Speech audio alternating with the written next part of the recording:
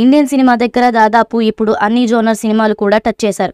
ఇప్పుడు యువ దర్శకులు కూడా ఎక్కువగా ఉండడంతో అతి తక్కువగా టచ్ చేసిన సబ్జెక్టులు కూడా తాము టచ్ చేసి అదరగొడుతున్నారు.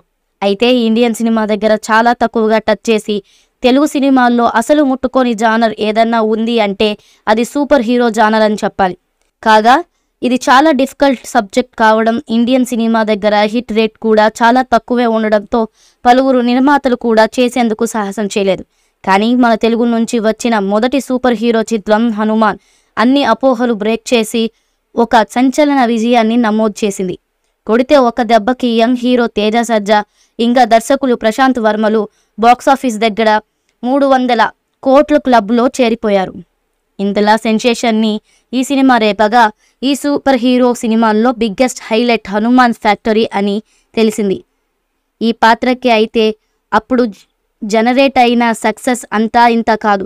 చాలా మంది అది మెగాస్టార్ చిరంజీవియే అనుకొని సినిమాకి వెళ్ళిన వారు కూడా లేకపోలేరు. ఆ రేంజ్ లో సక్సెస్ ని హైప్ ని బిల్డప్ చేసిన ఈ పాత్ర దీనికి సీక్వెల్ జై హనుమాన్ లో అత్యంత కీలకంగా మారనుంది.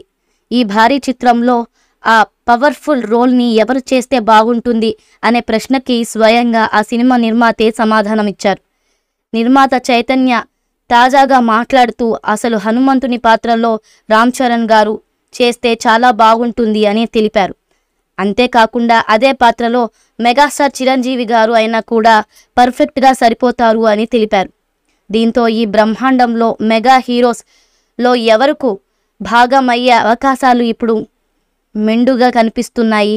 చిరు రామ్ చరణ్ గారు ఎవరు ఈ రోల్లో కనిపించినా సరే బాక్సాఫీస్ బద్దలైపోతుంది అని చెప్పడంతో సందేహమే లేదు. ఏమీ లేకుండా 300 కోట్లకి పైగా వసూళ్లు వారు అందుకున్నారు. అదే వీరి ఫ్యాక్టరీ కూడా పడితే మాత్రం బాక్సాఫీస్ జాతర అని చెప్పాలి. మరి స్వయంగా నిర్మాతే ఈ కామెంట్స్ చేశారు కాబట్టి డెఫినెట్గా రామ్ చరణ్ గారిని దాదాపు ఆ రోల్లో ఆశించవచ్చు. మరి అన్నిటికీ కాలమే సమాధానం చెప్పాల్సి ఉంది. కాగా ఇప్పుడు ప్రశాంత్ వర్మ జై హనుమాన్ సహా మరో కొన్ని ప్రాజెక్టులలో బిజీగా ఉండగా తేజ సజ్జా మరో బిగ్గెస్ట్ ప్రాజెక్ట్ వీరాయ్లో బిజీగా ఉన్నారు. ఈ మూవీపై మీ అభిప్రాయాన్ని కామెంట్ బాక్స్లో తెలియజేయండి. ఈ వీడియో మీకు నచ్చితే లైక్ చేయండి, షేర్ చేయండి, కామెంట్ చేయండి. మరిన్ని అప్డేట్స్ కోసం మన ఛానల్ని సబ్స్క్రైబ్ చేయండి. అలాగే పక్కనే ఉన్న గంట సింబల్ని గట్టిగా టంగ్ టంగ్ అని కొట్టేసేయండి.